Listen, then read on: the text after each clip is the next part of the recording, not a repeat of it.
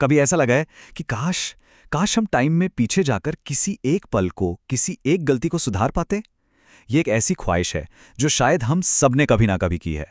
तो आज की हमारी कहानी इसी एक सवाल के इर्द गिर्द घूमती है कि क्या वाकई अतीत को बदलकर एक बेहतर भविष्य बनाया जा सकता है।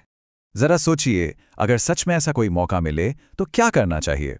यही सवाल राजकुमारी अरीला की जिंदगी में एक हकीकत बनकर आता है और उनकी कहानी हमें एक बहुत ही गहरे सफर पर ले जाती है। तो चलिए शुरू करते हैं इस कहानी को। कहानी की शुरुआत होती है एक दिल तोड़ने वाले पल से। एक ऐसा पल जिसने अरीला की पूरी दुनिया ही पलट कर रख दी। ये शब्द थे राजकुमार माथियो के।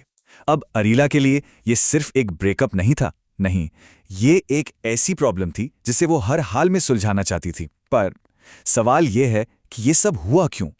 वजह थी सपनों का टकराव।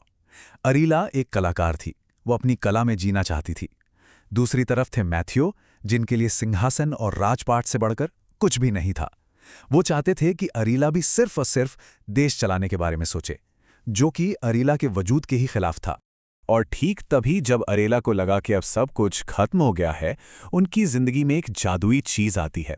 एक ऐसी चीज जो उसे एक उम्मीद देती है, एक ऐसा मौका जो शायद सब कुछ ठीक कर सकता था।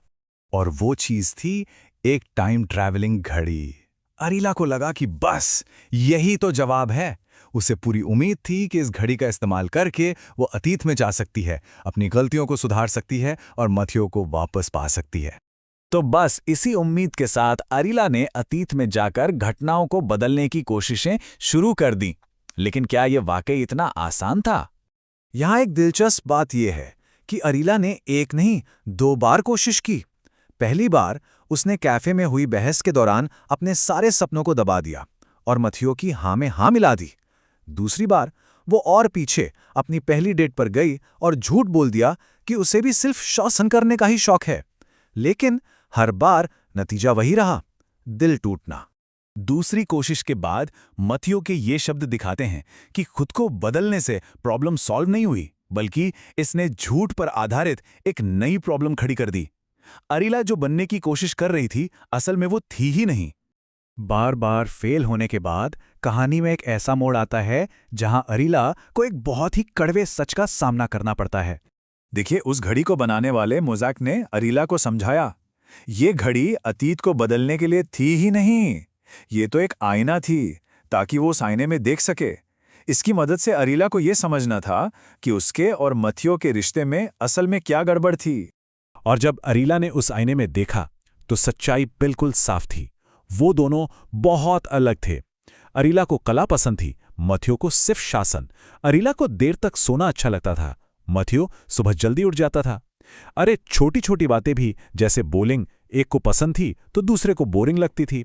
ये वो बातें थी जिन्हें कोई भी टाइम ट्रैवल ठीक नहीं कर सकता था। और यहीं पे मोज़ैक की कही बात सबसे ज्यादा मायने रखती है। किसी और के लिए खुद के वजूद को ही मिटा देना, ये तो अपनी ही जिंदगी को टूटे हुए कांच की तरह बिखेरने जैसा है। और अरीला यही तो करने की कोशिश कर रही थी।